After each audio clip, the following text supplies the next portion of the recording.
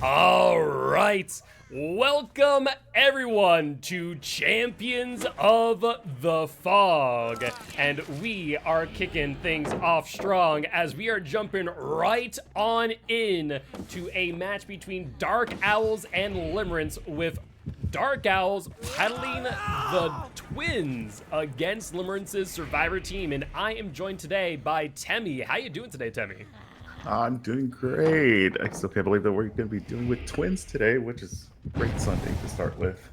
Yeah, it's going to be an interesting one. We're here on the Wrecker's Yard, which is not normally a Twins map, mind you, but Twins here starting things off strong, to say the least. About a third of the way through Corrupt Intervention, trying to get this down here on Jake. Drake dropping every single pallet known to the entity, but getting the down there over it. Twins going to make quick work of these survivors. They are, and it looks like they just got Jake done, and he's trying to get more value out of it, although his corrupt intervention has already gone away. And we did get, of course, the Nia.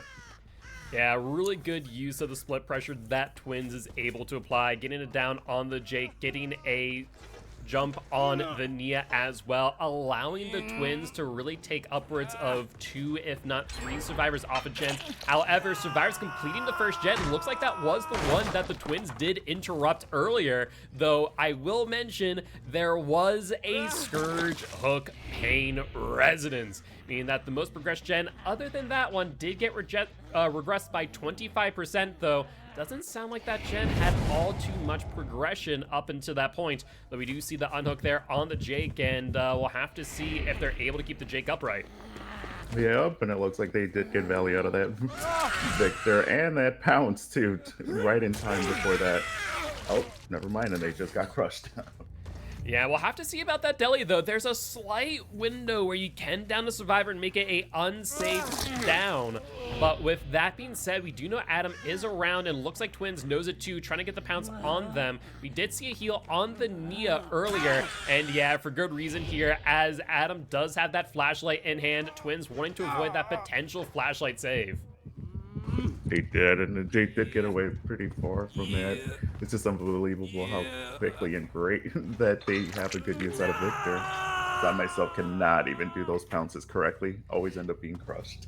Definitely take some time in practice, no doubt about that. And I do want to note that though a lot of resources have been used, not a lot of resources have been reduced to nothing, as Twins is going to clean up a little bit here, as we did notice Shack pallet still being down. This pallet here, Twins just wanting to ensure that the survivors are not able to make use of them, though we do see another gem popping off. 3 left in the trial, though Jake, not long for this world, about 30 seconds left before they are sent back to the campfire via the entity.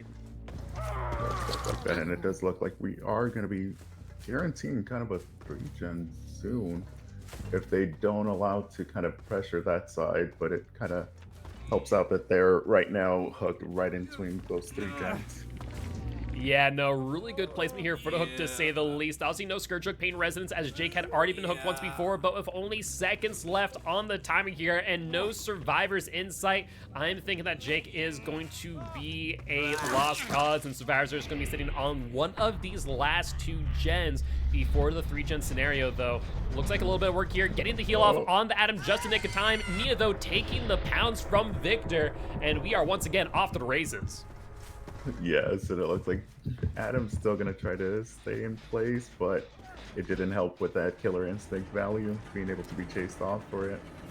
Yeah, I'm not sure if that's a bounce line. We did hear that drop sound, so normally it's a good indicator of not. So I'm not sure what the exhaustion perk is, but Adam here at the LT wall will take a hit as they make their way towards the 3-gen. The question is, does the Twins follow suit? And looks like they will. They are pretty confident with this 3-gen here, and with Scourge Hook Pain Resonance still in play, it will allow these this killer to really get a lot of regression going. Well, and we're basically using now Victor back again for it. Hopefully, oh, gotta love that value out of Victor to be able to close him into that locker for a good while.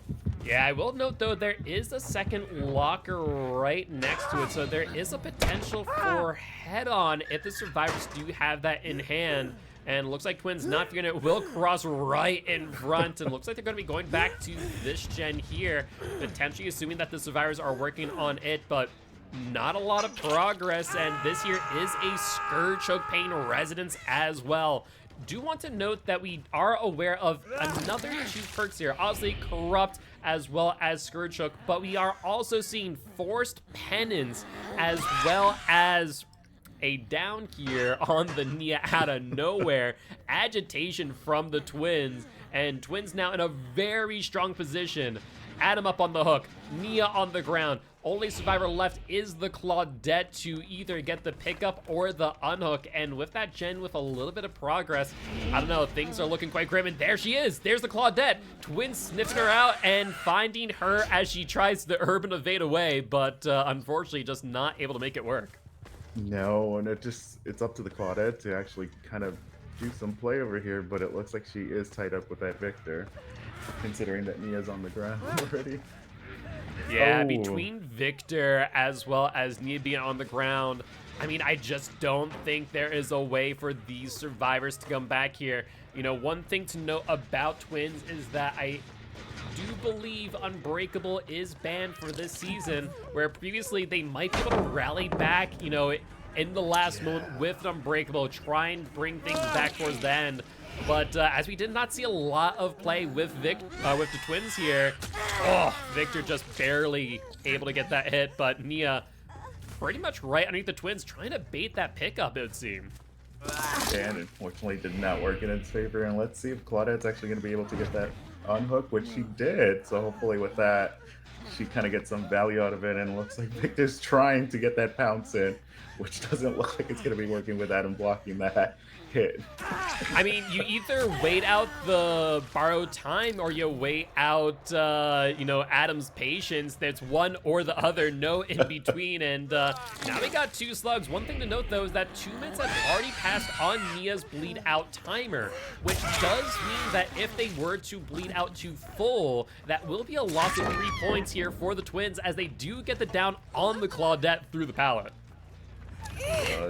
And I'm just keep forgetting that they do have that Force Penance, so that Adam is locked in on that broken status. That's pretty wild for Yeah, But- not that it matters much as you're slugged out Yeah. on the ground, but Twins will get the pickup, and now it comes down to finding the Nia. We'll have to wait and see what that looks like here, as Adam has impacted Campfire via the Entity. Less than 2 minutes on the clock for the Nia. The last time we saw them was over by Shaq, so I imagine Twins here are going to be checking by here to try and locate where they might have gone. That's true. And then Victor does get that Killer Instinct value too, so if he does go idle, you'd be able to find that it. is a fair point. Not to mention the built-in Bloodhound from Victor. The question is whether or not they're going to be able to find them and or hear them here. They could be anywhere in a corner, down in basement, and more. So Victor, with their increased speed, will definitely help out, but time is a tick and about 60 seconds left on the clock. I was not aware about that. And it kind of helps out that you do have to pick up that person from that ground, so you don't have to be delayed. But it does look like they are going to be blading out soon too, considering it's only the 60 seconds left. Yeah, and we just hear there the second phase of the hook state there for Claudette, but finding Nia there in the corner. 30 seconds left on the clock. No way of them getting out via the hatch. This here looking like a very strong showing from Dark Owls here in trial number 1. And with that being said, that there will be the 4K, and we will be moving into trial number 2 of set number 1, where we are going to be seeing Limerence piloting the executioner, the judge, the jury, the executioner themselves here in just a few moments. But before we do get that lobby set up, we are going to go on a quick break. So before we do want to remind everyone here today that you, yes, you the viewers, are our sponsors.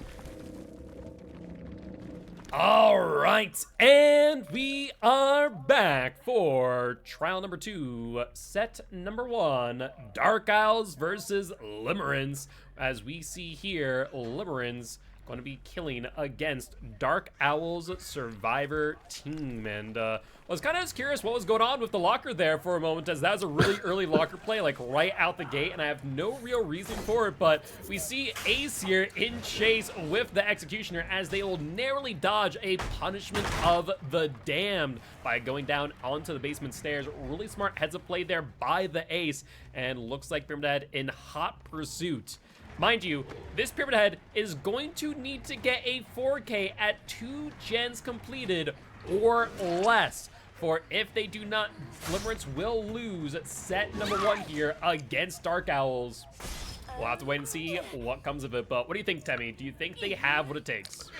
Ooh, it's going to be really tough considering that they really have to go into that 4K immediately for it sooner than later. And of course, they did start off with pretty strong with that 1 hit and plus Yunjin on the hook. And it looks like they had, what was it, Corrupt Intervention, which it did get some value out of that for it. Let's just hope we don't see any gens pop.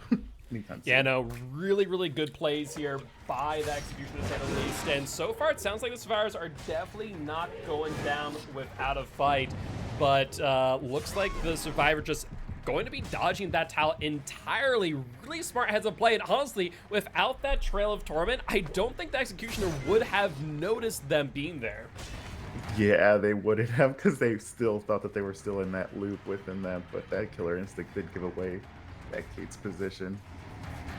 Yeah, it's a small part of their kit, but honestly, it can be quite important getting some good information while in chase. But we see the Executioners going off with the punishments, trying to get these downs as quickly as possible. A little bit of a fake out there will successfully get them to hit, but I think the chase is just taking a little bit too long given the stakes. Yeah, it really has to get that down, I should say, sooner than later right now, because it does look like everybody else is healed fully enough, and it's just the case.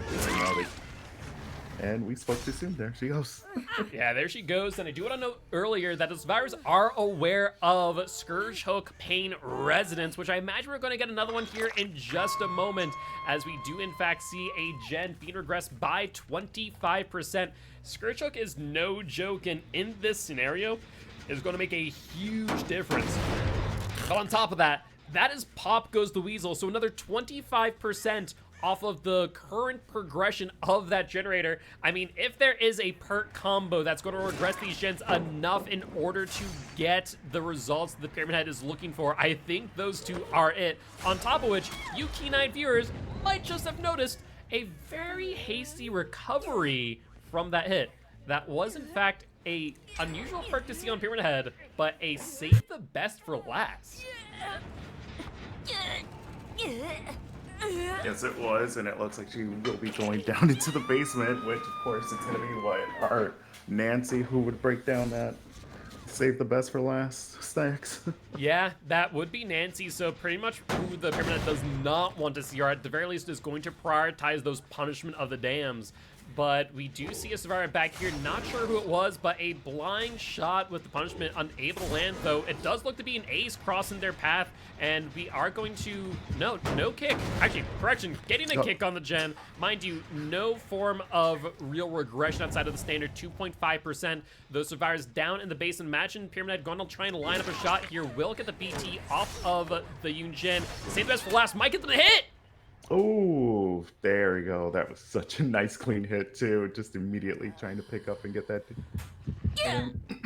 Yeah, if the Survivors were not aware of Save the Best for Last before, they definitely are now, and that is going to be the first kill of this match. As I mentioned earlier, it needs to result in a 4K at 2 gens or less in order to either secure the victory or a tie set here, forcing a set number 3 in. It's starting to look more and more like a very real possibility, as we do see a 10% regression off that failed skill check. Second gen completed. Survivors need just one more. This killer needs to get this down and needs to get it down fast. Yeah, very quickly for it. So hopefully with the Kate, it's some good runs with him, or he ends up giving up on her, which looks like that is the case.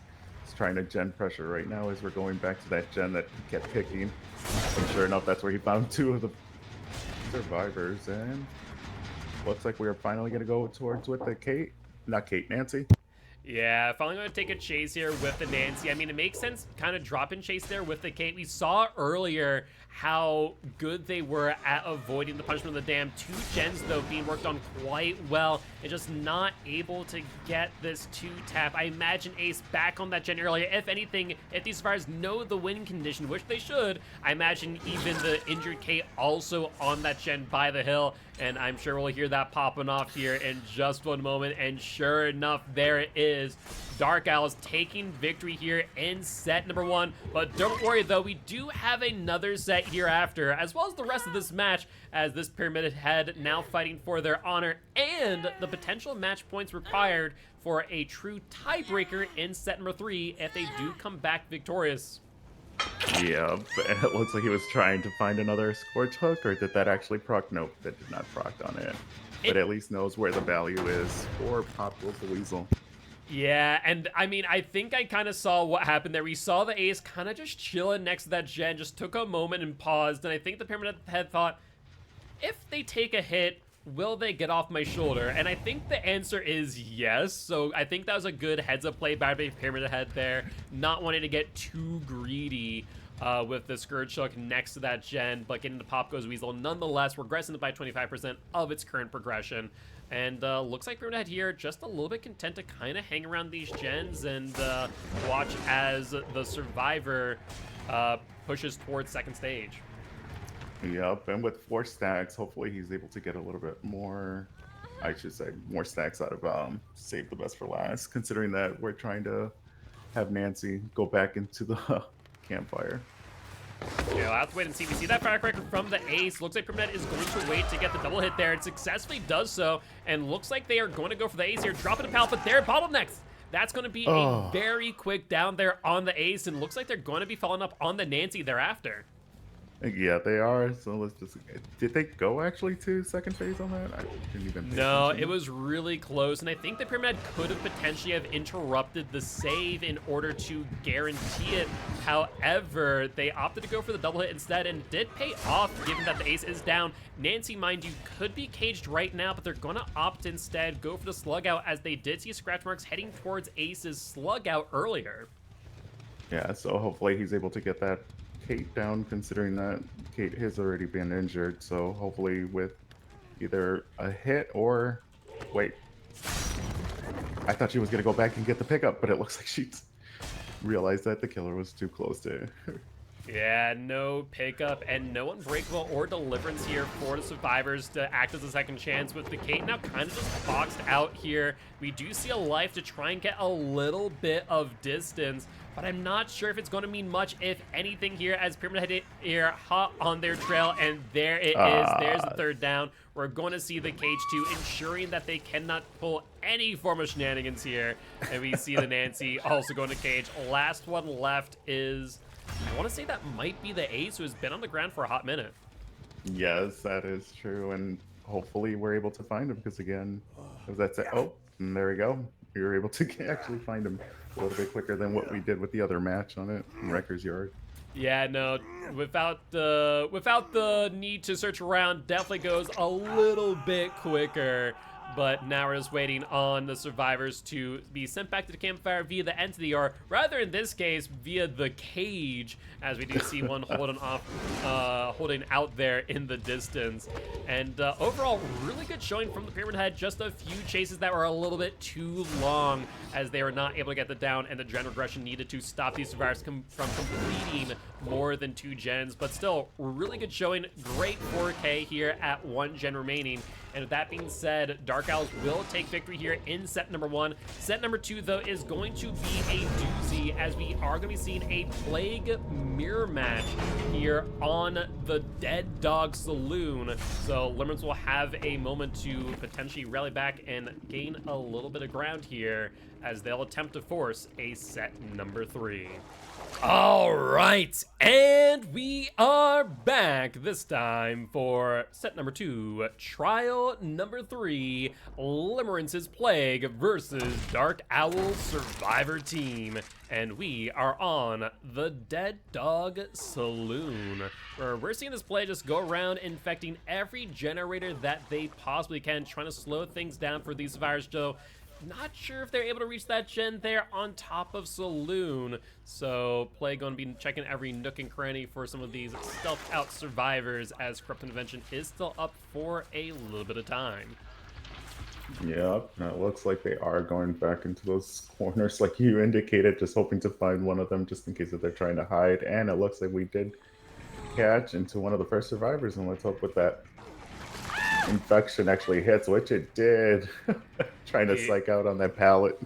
Yeah, just barely getting there, and it looks like they're going to go for that full infection. Kate, out of position, not knowing where to go, will get down. Really surprised that they left the water wheel there. That is going to be a pivotal play there here for Limerence's killer, as they're going to be able to drag Kate here either to basement or to this middle hook, and looks like they're going to be a big greedy and go to basement. Yep, and let's see if anything. Oh, no. Hoping that someone was down there or something that would be able to get a play, considering that it took a while to get down there, but no yeah, shot. no dice. And we do see that there is another infection, and I don't know if you saw what I saw, but there is an infected locker, and the only way there's an infected locker if there's an infected survivor in said locker, because the Plague definitely did not vomit on that earlier, so I feel like there might be a head-on in play. Yes, it does, and it looks like they still avoided the situation, though, but we'll see. And they do have Pop Goes the Weasel, so at least they got some, what is it called, advantage out of that to lower that stat. On that yeah, gen. you're not wrong there. We do see them drink up that corrupted pool, and now out on the prowl to potentially get a down of upwards of 3 survivors. Right now, Nancy's just infected. Sorry, all 4 are now infected, and a very cheeky shot there through the window. Looks like Kate caught out of position. This is going to be a clean M1 down, and yeah, things are looking grim for Kate, as they are going to be put on the hook for a second time here. 1 hook away from being sent back to the campfire via the entity. Yep, and it looks like they'll be able to get some value out of that with actually Scorch Pain Resonance then. It looks like they did use one of those yeah, for it. second hook on the Kate, but first Scourge Hook Pain Resonance token being used, and getting the down on the Nancy at the very end of this Grub Purge. Only seconds left on it, and first hook here for Nancy as well. If this is Scourge Hook as well, whatever gen that these survivors were working on has now been regressed by 50%, which is absolutely insane. Not to mention the Pop Goes the Weasel also in their hand, but looks like Nia safe for now, as Plague will go for the tunnel out here on the Kate, and Plague just biding their time as borrowed time ticks on down. Yep, and she finally used the water tower for her advantage, but unfortunately did not work in her favor at the end. So it is going to be time for Kate to go back to the campfire.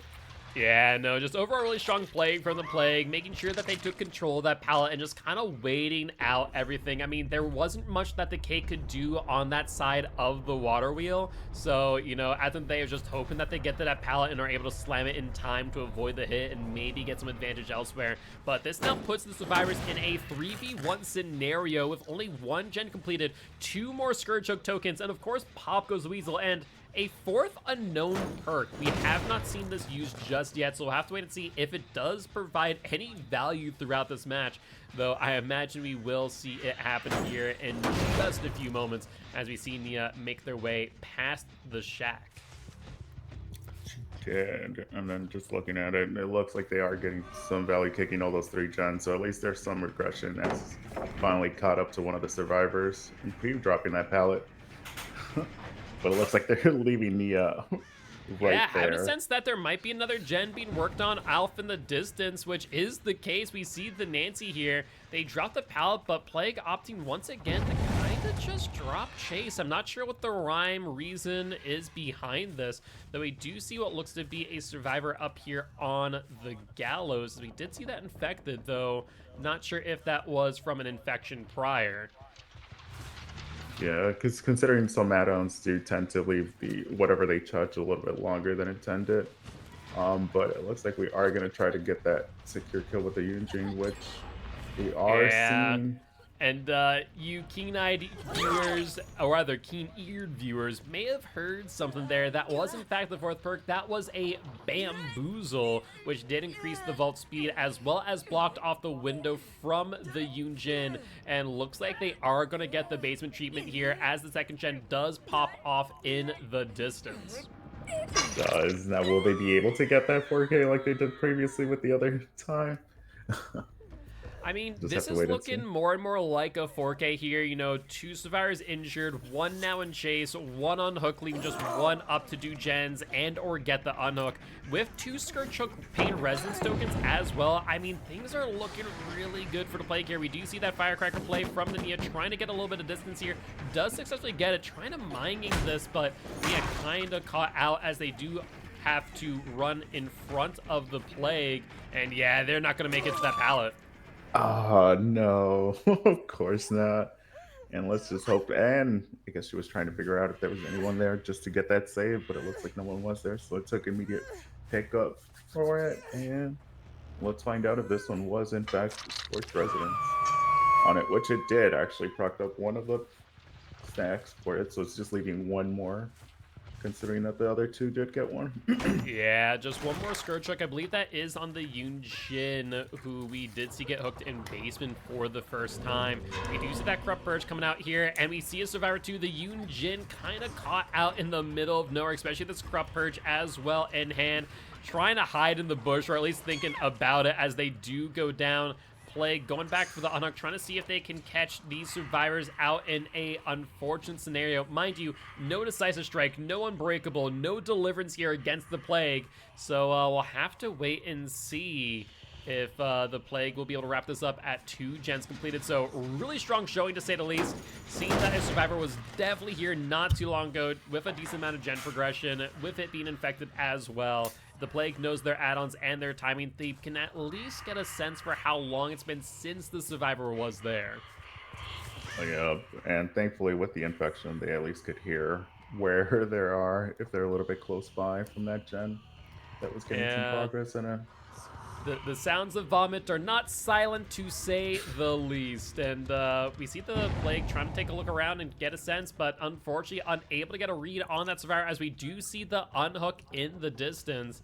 And looks like the Plague trying to potentially go for the Nancy here, as I do believe I saw the Nia go on towards water wheel, and sure enough, there she is. Pallet going down, Plague in chase. Nancy trying to make the best of the situation. I think they have 2 pallets here, 1 on the wagon and 1 right next door. And looks like Plague will take the pallet stun and the break to boot, as Nancy does make their way over towards the shack. Yep, and here it's a perfect advantage for that Bamboozle, but of course that shack pallet was dropped prematurely to be able to get some distance, and Nancy hopefully does take advantage of that distance, which looks like Plague is still keeping an eye on that gen just to make sure that there's no progress anymore, because it looks like that's the one that has the most progress at this time. Yeah, I do believe you're right. And kind of interesting thing here with Bamboozle, it's actually kind of interesting to see that the Plague did break that breakable wall there at Shack, as I'm wondering if they would have been able to get that down a lot quicker, if not at the pallet, had they not. But either ways, it was a good chase for the Nancy, bringing them pretty much entirely around the map. And we will see them hooked here over by the gallows. And right now they are going to be 6 seconds away from being sent back to the campfire via the entity. Pop goes Weasel in the hands of Plague. The question is there a gen worth popping here? I do believe we had a little bit of progress last time we saw, and Nia running at the Plague unbeknownst of their location. Yeah, just that quick thinking that you're running away from the killer, but in fact actually face first right there is just the worst feeling ever to get. Yeah, you always want to leave a little bit early, try and make some distance, but if you're not aware of the exact location and just run blindly, it can result in some awkward situations, as we see the Nia being sent back to the campfire via the entity. And honestly, not a lot of gen progress here for this virus to work with 3 gens remaining. It's looking like it's going to be a 4K at 2 gens. And I have to ask a question for you here as we kind of slow down the game, as I see a, noise notification showing where the Nancy is. But we haven't seen the survivors cleanse at all throughout the game. And I know that some people will say, yes, you always cleanse. No, you never cleanse. And there's a very big debate on what to do and when. I am very much an advocate for you cleanse near gens that have already been completed. That way the plague is forced to leave active gens and give survivors time on gens in order to get their power. What are your thoughts on that? And that exactly is where I'm standing on too, as well. It's just as long as you're doing it within the gen that's completed, that's perfectly fine for it. Also, in case if everybody's already infected and you know that there's only 4 pools, just might as well just proc her to use her power and then just stay away from it. So it kind of gives you a fresh set of pools for everybody else to utilize. So I'm always, you have to cleanse. It's always the best value, especially if they're running other perks that delay your progression on everything else. Yeah, I would tend to agree, and I think that's kind of what we saw happen here was, you know, these chases overall were only half as long as what they could have been. Granted that they were healthy and obviously not going to get reinfected mid-chase. But because of that, yeah, some of these chases felt really short. Also, we had some longer ones like we saw with Nancy around that main building, bringing them around pretty much the entire map.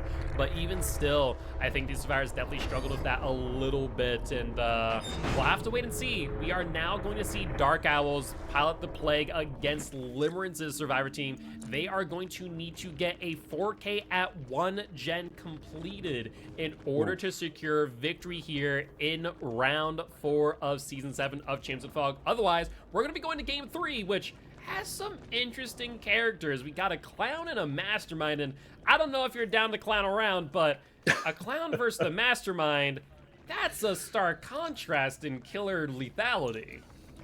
Definitely. We'll definitely see what those, just considering that one has that vial Ouroboros value, and the other one has your bottles.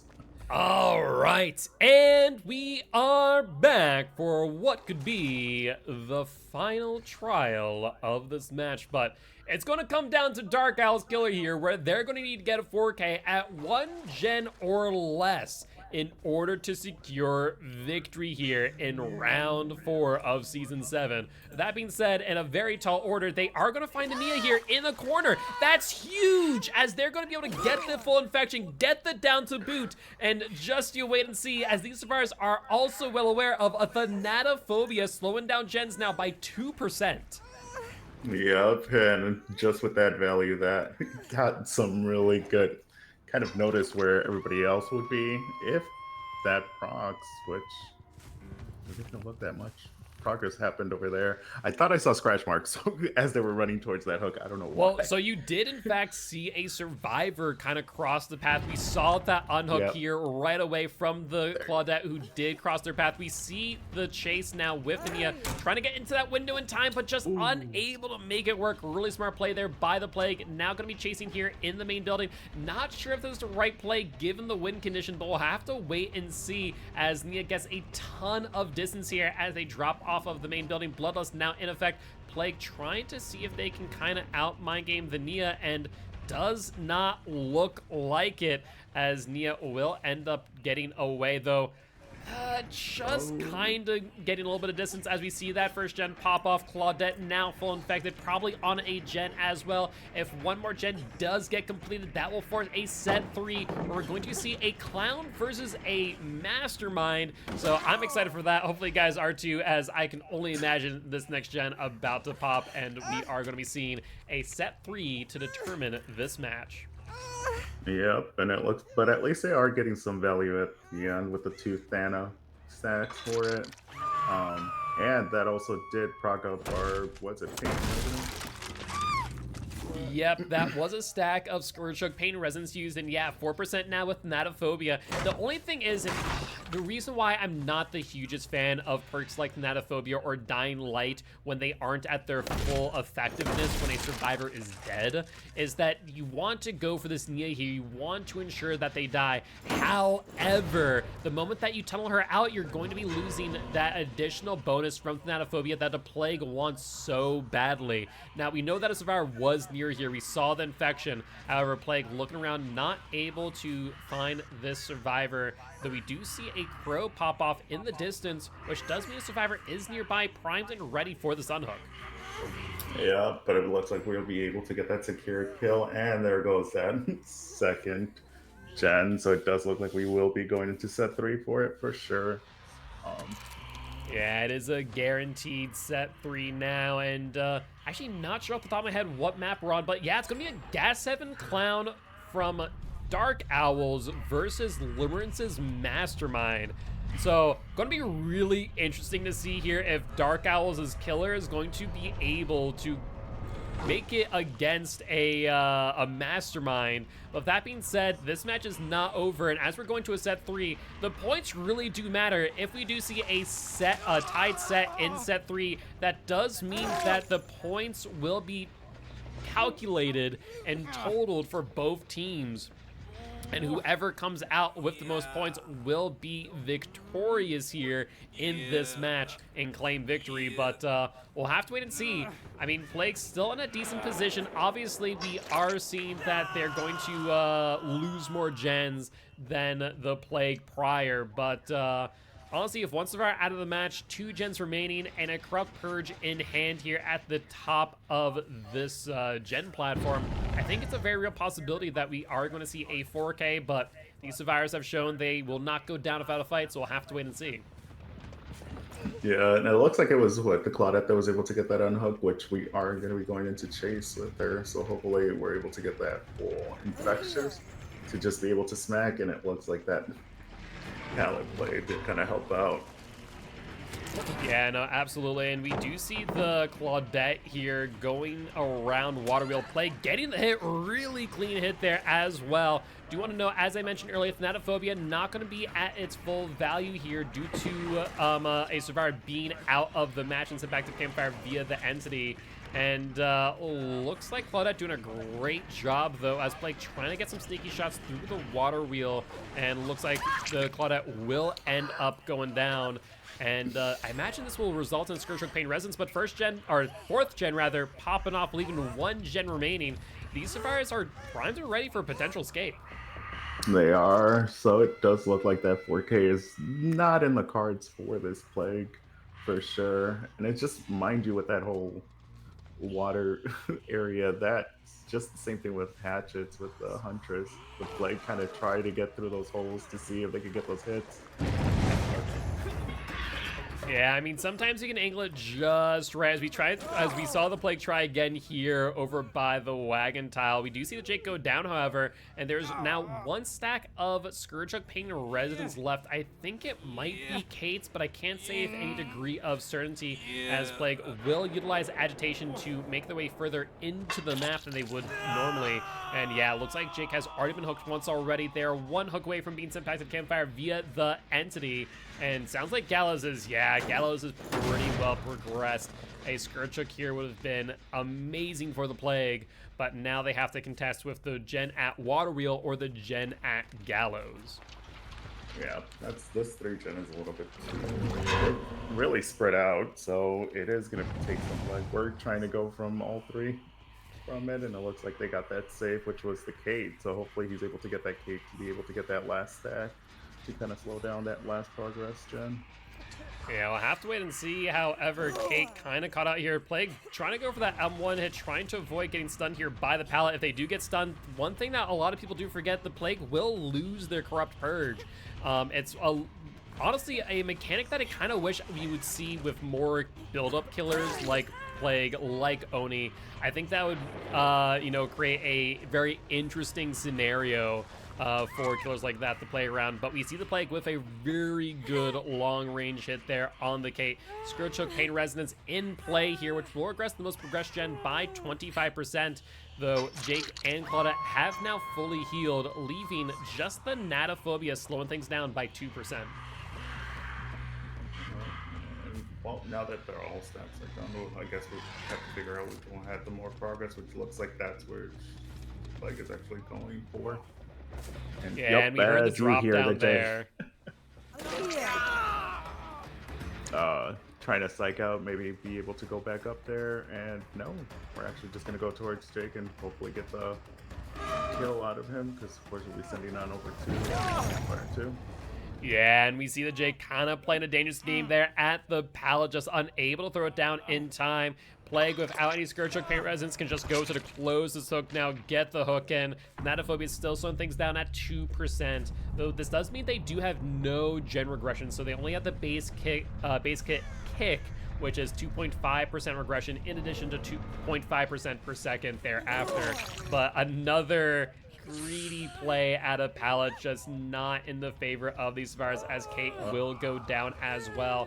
Now, they've only been hooked once, meaning that they do have about 60 seconds on the clock before the hatch could potentially spawn. We'll have to wait and see what these Survivors decide to do. Will they go for the unhook? Will they go for the hatch? Will they kind of play a bit of an interesting game where they might just be sitting on the gen and hold out the full 60 seconds and potentially get another 2 points? Yep. Well, we'll get to see. Hopefully, I mean, she is taking that value where she's getting the doors just in case if that situation happens, to be able to kind of see where she does get infected. But we are seeing scratch marks at that gen area. We're just trying to see where she went from there. Yeah, Claudia definitely went up towards the gen, and there they are. They dropped down, and Plague trying to get a sense of where they went. Scratch marks, though, kind of all over the place, and they will get the infection here. I imagine it's going to kind of stick to their back and vomit down their shirt.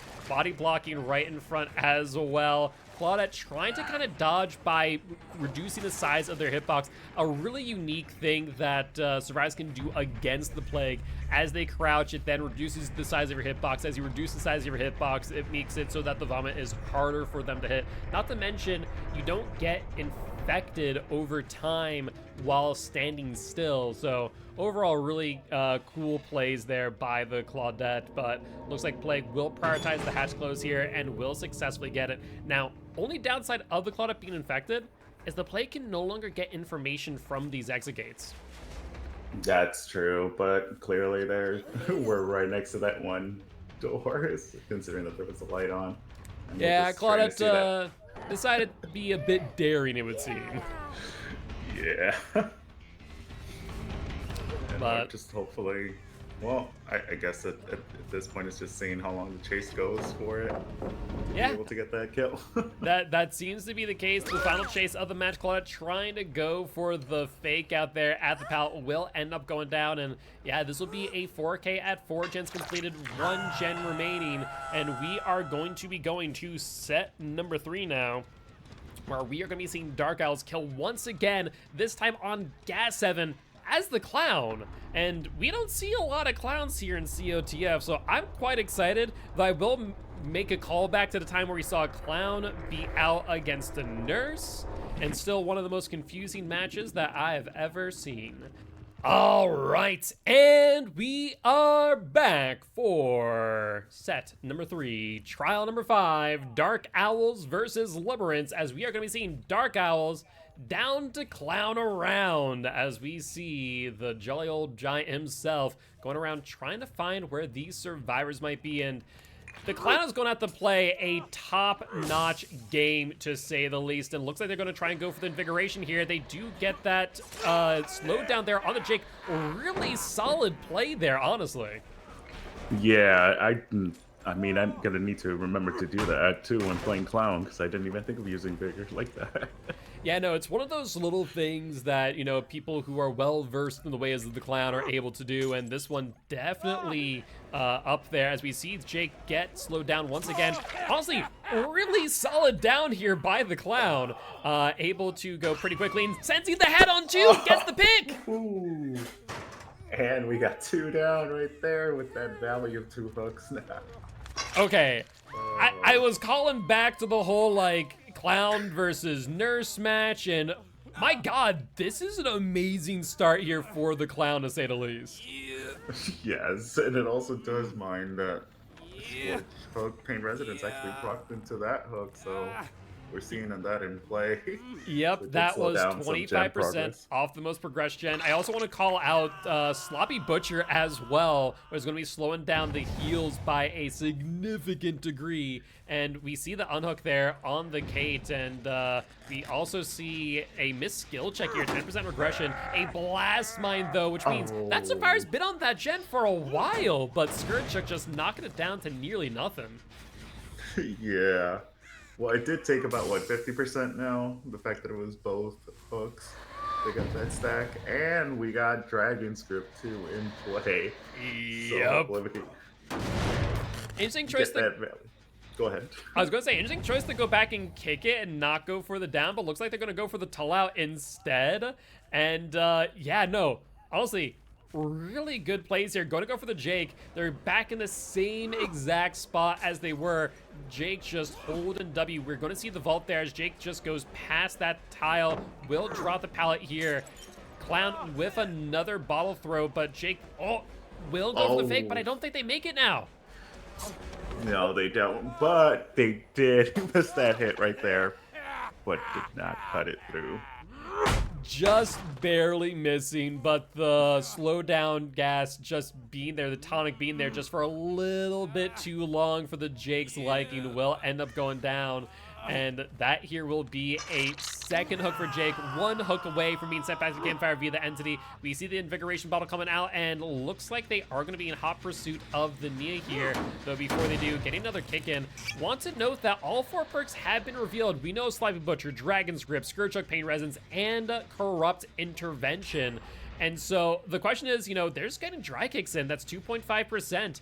And I guess the survivors now kind of have to think, well, is a Dragon's Grip on the gen? Can we risk it, right? Obviously, I'm pretty sure it highlights it in yellow for survivors too, if I'm not mistaken. No, it does not. So that you are playing with fire with that one, just hoping to see it. Because I think the only one I worked it was the Executioner's perk. Yeah, the trail of torment, I think. Yeah. Jake going into main, will getting tonicked and slowed down to Clown with a very clean down there right outside of BT. That is going to be the 3rd hook here for Jake as they're going to be sent back to the campfire via the entity. Honestly, really good plays here by the Clown. The question is, will it be enough? As a reminder, Limerence is going to be bringing a mastermind here in trial number 6 in response to this Clown. Now, Clown is doing a fantastic job to really early down some really good plays here. Now, 3 survivors left in the trial, 2 currently injured, 2 and a Dragon's Grip to boot. We see that invigoration. It looks like Clown will be going back to the gen, and that is actually a fully healthy Nia. Oh, yeah. But for my knowledge, when he threw that trigger, I don't believe that was intentional to go that way, but it did help out at the end. So if it was intentional or not, have some good gameplay for that.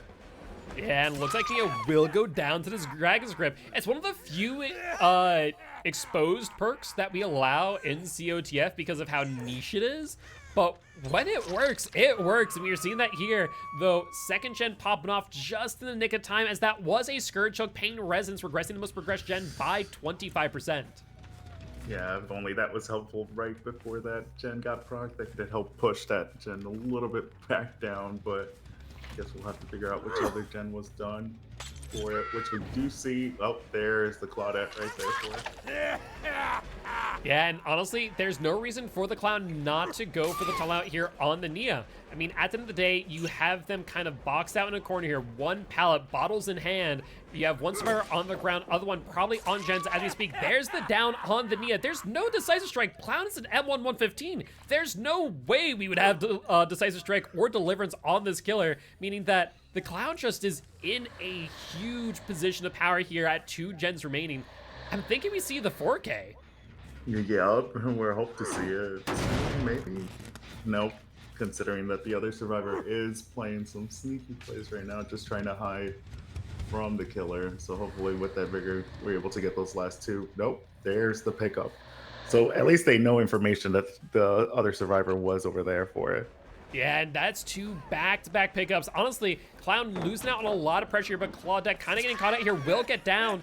I think that the right move here is just to go for the pickup. Yeah, Clown realizes it too, will get that pickup. Things have been slowed down quite a lot. I imagine survivors incentivized to now potentially heal up over in a corner, but I imagine the Clown's going to search over there in just a few moments. I do believe so, and that was the last proc for that Scourgehook Pain Residence, so now it's just be up for what, Dragon's Grip and of course Sloppy Butcher. to get that delay on gen progress right now. Well, we'll have to wait and see. But I mean, if they do stay injured, that Dragon's Grip really not doing much outside of giving the clown a bit of information. We do see crows off in the distance. We see the bottle there actually getting the full-on hit over on the Clawdette. I think just trying to get a bit of a speed boost here to get to the Palatine. Will get it on the Kate. Really clean and solid down. I mean, honestly, I have not seen a single chase where this clown could have played better. Yeah. Those just knowing all that information and being able to do that is just amazing. Just utilizing those vigor bottles is just something key point that a lot of people do tend to forget to utilize when playing just regular PUBG. Yeah. They usually just go for that slowdown instead of that quick haste. You are not wrong. And with that being said, we do see the clown moving back over towards this gen. Did have a little bit of progression. We do see what looks to be a missed skill check there on the gen as the Claudette leaves it. Unfortunate scenario to say the least, but looks like they're going to be dropping back towards the gen. Clown here with about 30 seconds left on the clock before the Kate is sent back to the campfire via the entity. And looks like they are going to kind of just box these survivors out as they wait for the Kate to be pushed. And yeah, Claudette kind of being forced on and off that gen. Clown looking around for the Nia. Yep, and it looks like Nia unfortunately does not look like she'll be able to get that save in time.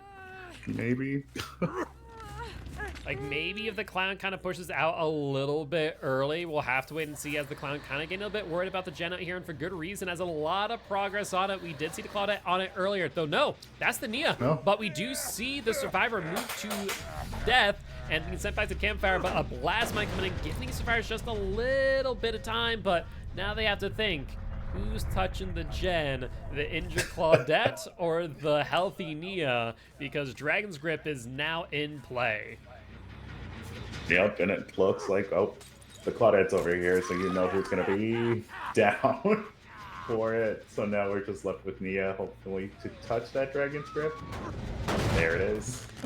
Yep, and no unbreakable here to save these survivors. I imagine that the gen does not have enough progress, and looks like the Nia will drop off of the hill. Now, Clown playing a little bit blind here, as the main building is going to block a lot of line of sight, that we do see scratch marks going back in and kind of towards to the inner side of the building. Nia going for a wide play here, just maybe trying to extend the match, potentially going for a bleed out here, though I don't think that's going to matter based on the hook stages.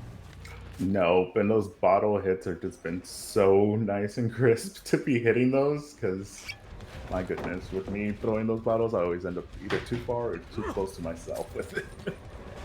And we see the clown trying to kind of fake out the Nia. They've seen the plays with Invigoration bottles, expecting that, but instead getting a very clean hit over the pallet, though no scrap. Whoa! I'll be honest, I didn't think that the Dragon's Grip exposed stat was still in effect, but the moment I was like, oh, no scratch marks, lucky break? But then I was like, wait a second, no, both survivors on the ground, hold up.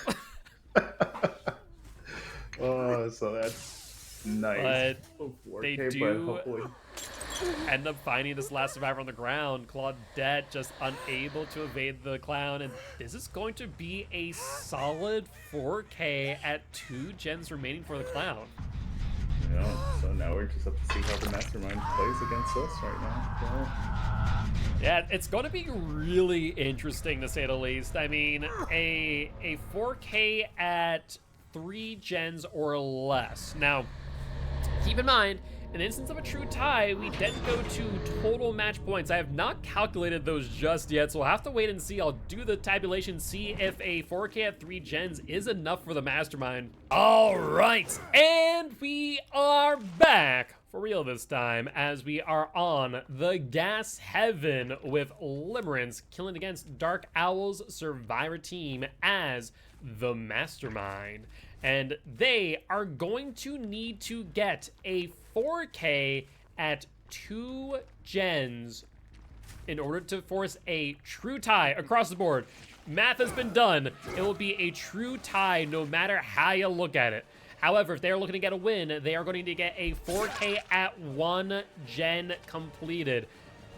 Going to be a tough thing to do, but not outside the realm of possibility, as we saw a 4K, a very strong 4K showing from a clown in the last trial. So we'll have to wait and see. What you think, Temmie?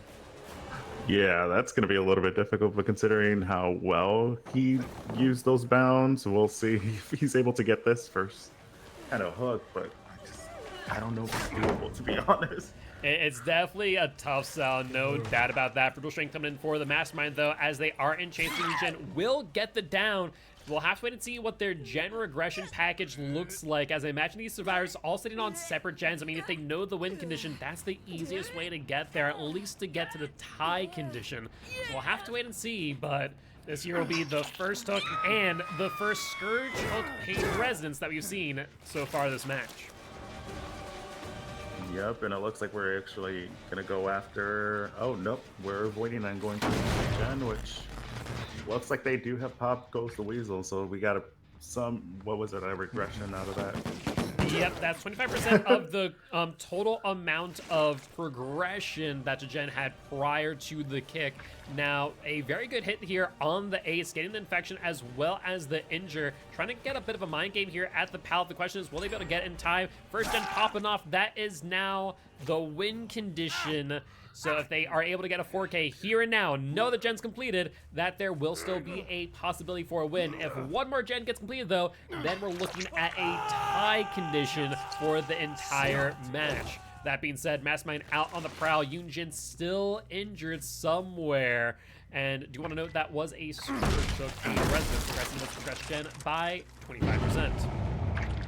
Yep, and it looks like they were able to kind of pinpoint where that other gen would be the most progress on it and hit it with that Pop Goes the Weasel. So we got a little bit of a slowdown going in for it, so hopefully that is enough to kind of get another survivor on the hook, which looks like he's not able to find that, and I was wrong. There goes the Kate.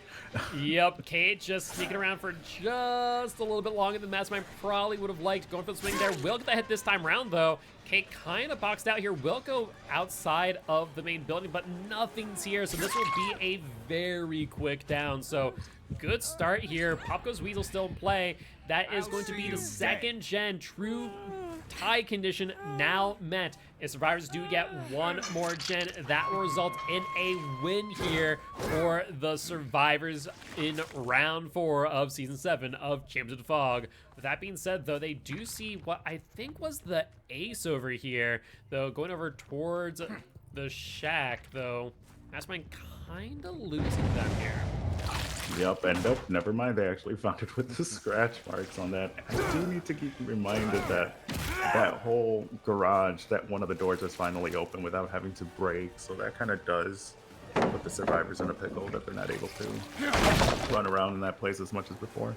Yeah, no, absolutely. It's one of those things that we saw people in comp just use that all the time and like break one of those breakable walls, but it definitely is something with it now being permanently open, one of them permanently being open, that we don't see that as often. We do see the down, though, on the ace, however. You want to note that they have been hooked once already, so no Scourge Hook Pain Res incoming, meaning that they have to rely on Pop Goes Weasel. I mean, the 3 survivors are sitting on 1 gen as we speak. I mean, they're going to get this last gen completed. We'll have to wait and see. Pop is in hand. They're making a mad dash over to the garage and main building. We'll have to see if they get there in time. Yep, and it looks like they're just not able to hear that much progress on it, do you? Oh no, there is. I mean, there's some, but not a whole lot. Though there's going to be Blast Mine here, going to make it hard for the Mastermind to figure out where these stars went. Looks like they are going to take a quick check back where the Kate was earlier. Yep, and sure enough, the Kate was found once more. So this would be the last hook for her? Or yeah, which will be sending her back? Believe so. We see him here at the tile. Will get a hit.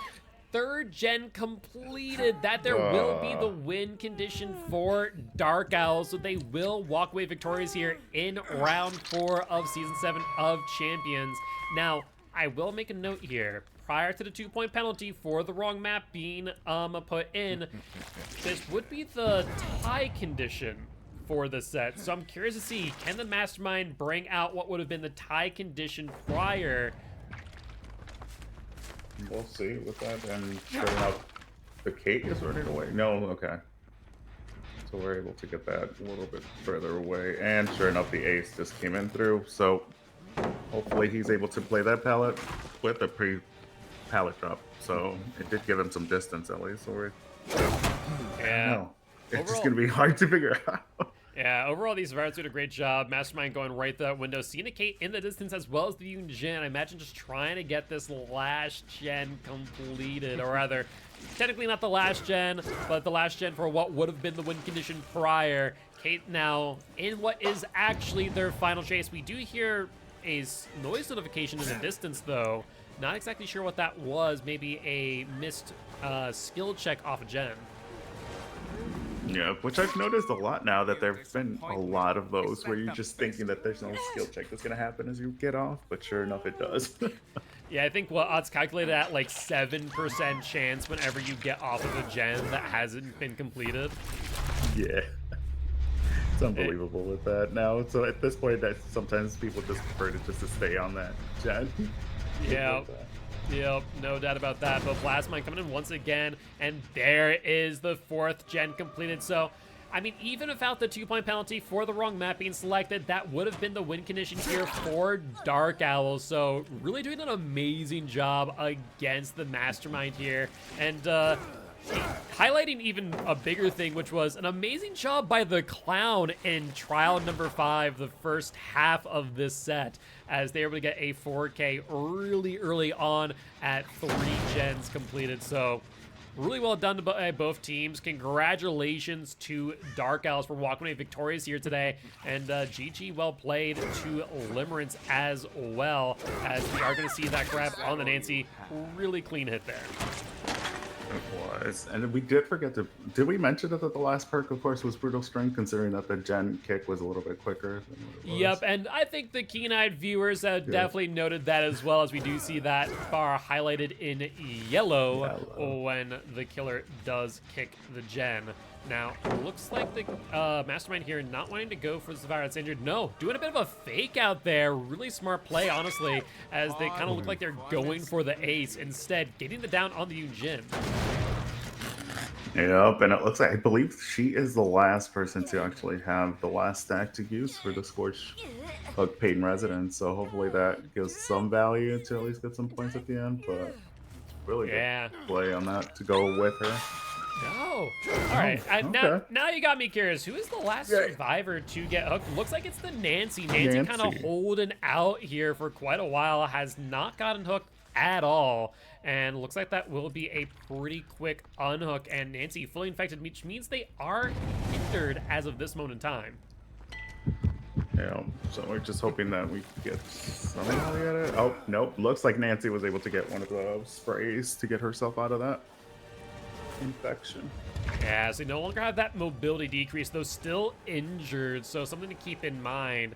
And looks like Mastermind opting to instead go back to this gen, kind of afraid that this virus might complete it in time. And I mean, we see those cylinders firing off right there, and we see scratch marks and blood to boot. That's the Nancy. Yep, so let's hope we're able to get that, and you're able to actually hear that, because I thought he was about to play his own mind game with that shaft. Yeah, but Nancy going down to the bound, and this here will be the final Scourge Hook Pain Resonance. And I mean, before it's looking like we're going to see the first outs of this entire match, but with that Scourge Hook Pain Resonance right there, as well as a Pop Ghost Weasel about to hit the gen here, it's starting to look more and more like there's going to be another 4K. Yep, it's just as long as they play it smart, which looks like they are, just getting that bound not really readied up, and nope, got pallets done right there.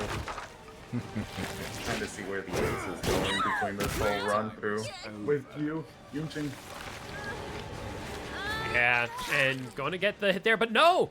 Kind of mistiming the swing there, a little bit of a early turn in, and they end up not getting the 1-for-1 trade. This actually may have brought things back for these survivors, potentially allowing them to get a escape. Yep, so let's hope that Ace is actually finishing up that gen, because that would be the one with the most progress, or actually what the other one now, considering that Pop got hit with it. Yeah, that's true, and we're going to see Pop get hit again. We see a Survivor trying to take aggro there, but it looks like it will not matter as we see the last gen pop off, Adrenaline along with it, and a Survivor already on the exit gate. They are wasting no time. No, they're not. And then hopefully at least one of them might come out of this one, considering that there was going to be a potential 4K, as long as Nancy is able to run through with it with the whole gate being open. Yeah, we'll have to wait and see. They do get fully infected right after the hit, too. That is unfortunate for the Mastermind, as well as 2 missed bounds, a pallet to the face to boot, and a flashlight to rub salt in the wounds. I imagine Ace is on that exit gate as we speak, and I'm expecting to see at least the 1-man out. Yep. Right there, right in time. At least the Ace takes the potential, at least leaving out before all this chaos ended. Indeed, indeed. But with that being said, that there will end this match here today. Congratulations to Dark Owls once again for walking away victorious here in round number 4 of Season 7 of Champs of the Fog. And once again, GG's well played to Limerence, playing a well-fought match in the end, especially against unsurmountable odds. But with that being said, we are going to end this match here, but do not worry, we do have more Champs of the Fog for you here today, as in just the next couple of minutes, we're going to jump into the next match where I'll be joined by Hell's Taco Truck.